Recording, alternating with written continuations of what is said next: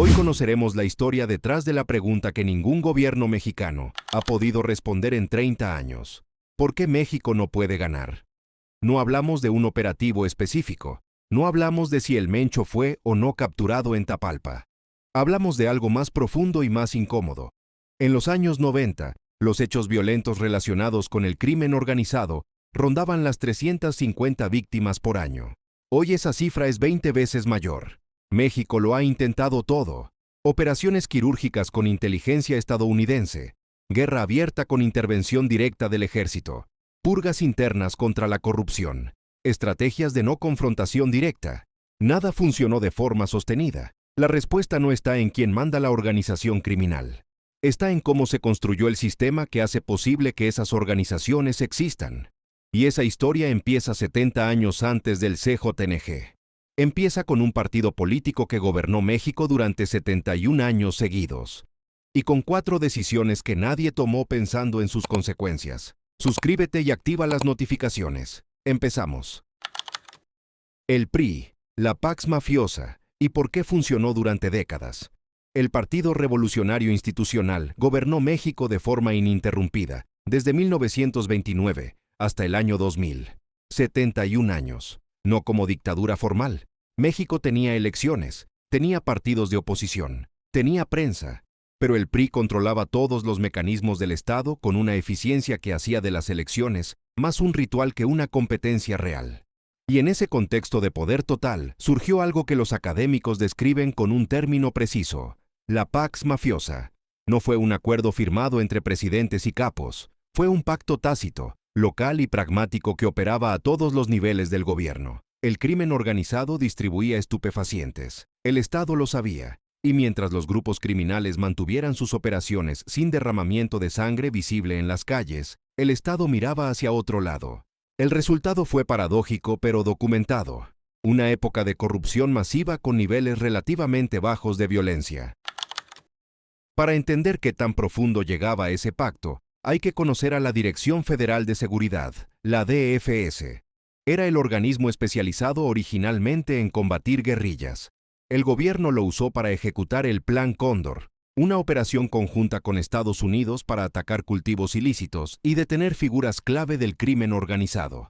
El problema fue que la DFS no solo persiguió al crimen organizado. En muchos casos, lo sustituyó directamente. Los 2 grandes grupos criminales de esa época, el de Guadalajara y el del Golfo, operaban con apoyo directo de oficiales de la DFS, armas con permiso oficial, placas de identificación gubernamental, vehículos para transportar mercancía de incógnito, todo disponible a cambio de la mordida correspondiente.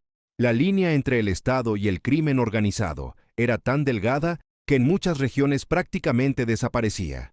Y aún así, la no explotó, porque el árbitro era el mismo para todos. Las reglas eran claras aunque no estuvieran escritas. El sistema, aunque profundamente corrupto, funcionaba con una lógica predecible. Ese equilibrio se rompió cuando el grupo de Guadalajara cruzó la línea que el Estado no podía ignorar. El secuestro y la desaparición de Enrique Camarena, agente de la DEA, en 1985. Washington no toleró el agravio. Lanzó un ultimátum al gobierno mexicano. Y el gobierno respondió con rapidez inusual. Desarticuló la cúpula del grupo de Guadalajara y disolvió la propia DFS. Problema resuelto, según el comunicado oficial. Pero de las cenizas nacieron 3 organizaciones nuevas. Los de Tijuana, los de Juárez y el de Sinaloa. Los nombres que dominarían el mapa criminal durante las siguientes décadas. Primera lección que México no aprendió entonces y no ha aprendido hasta hoy. Cortar la cabeza no cierra el negocio. Lo multiplica. El dato contraintuitivo que explica todo: la violencia aumentó cuando el PRI perdió. Aquí está el dato más contraintuitivo de toda esta historia. El dato que descoloca a quien analiza este periodo por primera vez. La violencia no se disparó cuando el PRI fue más corrupto. La violencia se disparó cuando el PRI empezó a perder elecciones locales. En los años 90, estados que llevaban décadas bajo control priista comenzaron a cambiar de manos en elecciones estatales y municipales. Para los grupos criminales, eso fue una catástrofe operativa que nadie había anticipado. El dinero invertido durante años en construir redes de protección con funcionarios priistas dejó de valer de la noche a la mañana. Los contactos desaparecían. Las relaciones de confianza construidas en décadas se evaporaban con cada cambio de gobierno local. Había que empezar desde cero, pero ahora compitiendo con otros grupos criminales que también querían los mismos contactos nuevos. Los datos son claros. Cuando un estado dejaba de estar gobernado por el PRI, los hechos violentos relacionados con el crimen organizado podían aumentar hasta un 80%. Ese número no es anécdota. Es la explicación estructural de por qué la violencia empezó a escalar en los 90, antes de cualquier guerra declarada, antes de Calderón, antes de los Zetas. El caso de Baja California es el ejemplo más documentado. Cuando Ernesto Rufo del PAN ganó la gubernatura en 1989, la primera gran derrota del PRI a nivel estatal, no declaró la guerra al crimen organizado. Hizo algo más peligroso para los grupos criminales. Limpió la administración. Despidió a funcionarios con conexiones establecidas. Colocó colaboradores leales en puestos clave, incluido el de jefe de policía. Para el grupo de Tijuana, eso fue un terremoto. El equilibrio entre policías corruptos y los que no lo eran, que había funcionado durante décadas, se derrumbó. Y cuando se rompe el equilibrio en el mundo criminal, lo que sigue es siempre lo mismo: violencia. Sin la protección garantizada del viejo sistema político, los grupos criminales tomaron una decisión que transformaría el crimen organizado mexicano para siempre: construir sus propios ejércitos privados. Hasta ese momento había operadores armados, guardaespaldas, personas con armas, pero no batallones estructurados, entrenados y dedicados exclusivamente a defender territorio. El grupo de Tijuana fue pionero en esa transformación, y si uno lo hacía, el resto tenía que copiar o desaparecer. El problema es que los ejércitos privados son muy caros, así que la distribución de estupefacientes, aunque rentable, ya no alcanzaba para financiar todo eso. Había que diversificar. Y ahí está el momento exacto en que el crimen organizado mexicano dejó de ser un problema entre adultos que operaban en un mercado ilícito y se convirtió en una amenaza para cualquier persona con un negocio, una propiedad o un patrimonio visible. Las extorsiones se dispararon, los secuestros se multiplicaron. El muro entre el mundo criminal y la sociedad civil empezó a venirse abajo. La segunda decisión que construyó al monstruo fue democratizarse sin construir las instituciones lo suficientemente fuertes para reemplazar el viejo orden corrupto. 2006-2012. Calderón declara la guerra y el mapa explota de 60 a 200 organizaciones.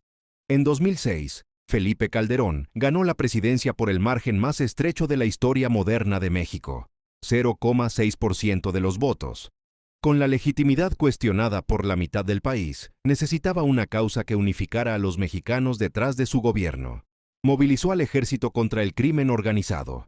Aumentó la colaboración con Washington. Fue a por los líderes. Los resultados iniciales parecieron prometedores. Arturo Beltrán Leiva abatido en 2009. Nacho Coronel, el número 3 del grupo de Sinaloa, eliminado en 2010. El fundador de los Zetas neutralizado por la Marina en 2012.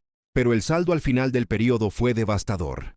70,000 víctimas confirmadas en 6 años, decenas de miles de personas desaparecidas. Y al final del periodo, más grupos criminales que al principio. No 60 organizaciones, 200.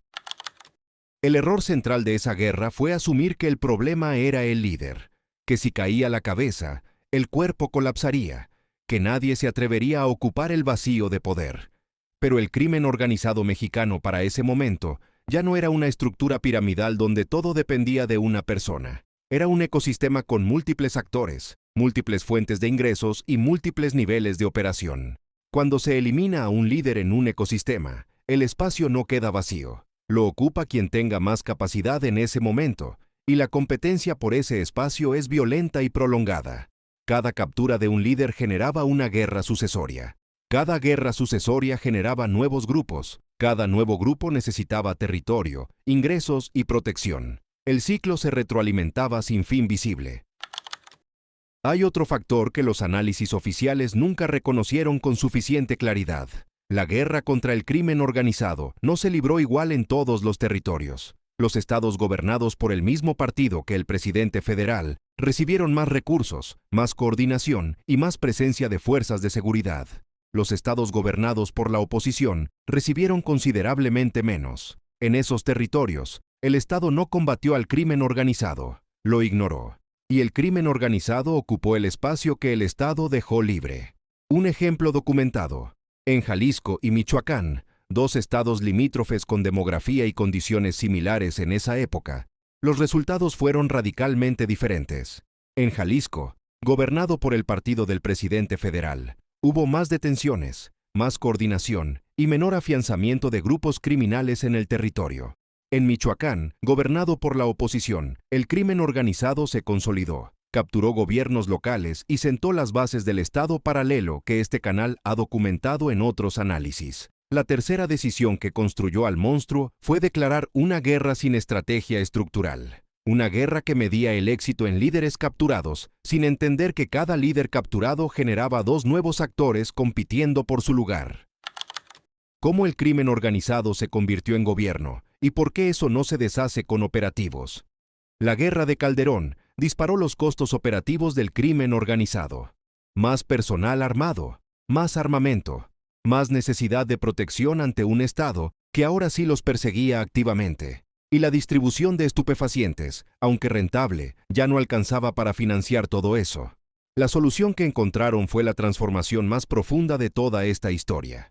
Una que no tiene precedente en el crimen organizado latinoamericano de décadas anteriores. Capturar los ingresos del Estado local. No metafóricamente, literalmente. Alcaldes de municipios pequeños recibían instrucciones precisas y una cuota mensual de seguridad. Los municipios pequeños pagaban hasta $8,000 mensuales. Los medianos y grandes, hasta $16,000. En Michoacán, el grupo conocido como los Caballeros Templarios llevó eso a su expresión más sofisticada. Secuestraban alcaldes durante 24 horas, no para pedir rescate económico, para darles una clase intensiva de gestión municipal. Les explicaban paso a paso cómo transferir un porcentaje de los fondos federales. Les imponían colocar miembros del grupo en la nómina de la policía municipal. Y les exigían acceso a los datos de los contribuyentes del municipio. ¿Para qué querían esos datos? Para optimizar la extorsión. Si sabes cuánto declara cada comerciante porque tienes sus registros fiscales, sabes exactamente cuánto puedes cobrarle sin arruinarlo. El negocio de la extorsión se vuelve predecible, escalable y sostenible. Eso no es crimen organizado en el sentido clásico. Eso es gobierno paralelo con lógica fiscal propia. Lo que ese proceso fue construyendo durante años es algo que ningún operativo militar puede desmantelar por sí solo. Hay regiones de México donde el grupo criminal llega antes que la ambulancia, donde denunciar ante la policía es más peligroso que el silencio, donde los jóvenes crecen viendo al crimen organizado como la única institución que realmente responde cuando algo ocurre, donde el Estado no está ausente, está presente, pero como herramienta del grupo criminal. La narconómina encontrada en las cabañas de Tapalpa después del operativo que acabó con el Mencho documentó exactamente eso. Nombres de policías municipales con montos semanales, pagos a la Policía Estatal de Caminos, conceptos etiquetados como FGR y Guardia Nacional con cantidades precisas. No era corrupción espontánea, era una nómina organizada con la puntualidad de un depósito bancario regular. La cuarta decisión que construyó al monstruo fue permitir que ese proceso avanzara sin una respuesta institucional real que ofreciera una alternativa genuina a las comunidades que dependen de esa estructura para sobrevivir. La muerte del Mencho fue un triunfo táctico real. Pero estas 4 decisiones dicen algo que ningún comunicado oficial va a decir con esa claridad.